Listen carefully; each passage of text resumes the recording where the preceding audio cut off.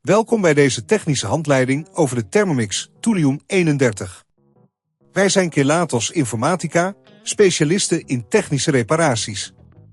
Wij halen je apparaat thuis op, voeren een gratis diagnose uit en sturen je een offerte voor de reparatie. Geen telefoontjes, geen verplaatsingen. We zijn gevestigd aan Calle Joaquin Maria Lopez 26, Madrid. Handig, transparant en professioneel. Link in de beschrijving. In deze video gaan we het hebben over een veel voorkomend probleem met de Thermomix TM31. De messen maken een verschrikkelijk schurend geluid. Dit kan veroorzaakt worden door slijtage of een defect in de messen of de motor. Als dit probleem niet op tijd wordt aangepakt, kan het leiden tot verdere schade aan je apparaat en uiteindelijk tot een dure reparatie. Voor deze reparatie heb je een schroevendraaier, een set nieuwe messen, een doek en een tang nodig. Laten we beginnen met de stap-voor-stap reparatie. Eerst, voordat je begint, zorg ervoor dat je de Thermomix uit het stopcontact haalt. Dit is belangrijk voor je veiligheid. Gebruik de schroevendraaier om de schroeven aan de onderkant van de Thermomix te verwijderen. Wees voorzichtig zodat je de behuizing niet beschadigt. Zodra je de schroeven hebt verwijderd, kun je de bovenkant van de Thermomix voorzichtig optillen.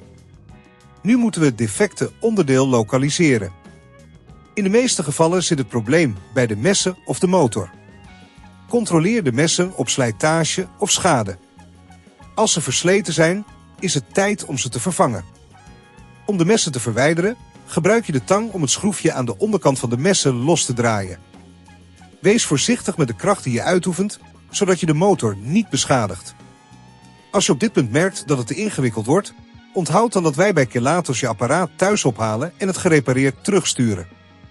Na het verwijderen van de messen, plaats je de nieuwe messen op dezelfde plek en draai je het schroefje weer vast. Zorg ervoor dat alles goed vastzit, zodat er geen speling is. Controleer ook de aansluitingen van de kabels en zorg ervoor dat alles goed is aangesloten voordat je de behuizing weer sluit. Plaats de bovenkant van de Thermomix terug en draai de schroeven stevig aan. Controleer of alles goed is gesloten en zet de Thermomix weer aan om te testen. Als je alles goed hebt gedaan, horen de messen nu weer geluidloos te draaien. Om te voorkomen dat dit probleem opnieuw optreedt, is het belangrijk om je Thermomix regelmatig schoon te maken en goed te onderhouden. Controleer de messen regelmatig op slijtage en vervang ze indien nodig. Als je het risico niet wilt nemen om je apparaat te beschadigen, bij Kelatos halen wij het op, repareren het en leveren het thuis af in heel Nederland. Link in de beschrijving.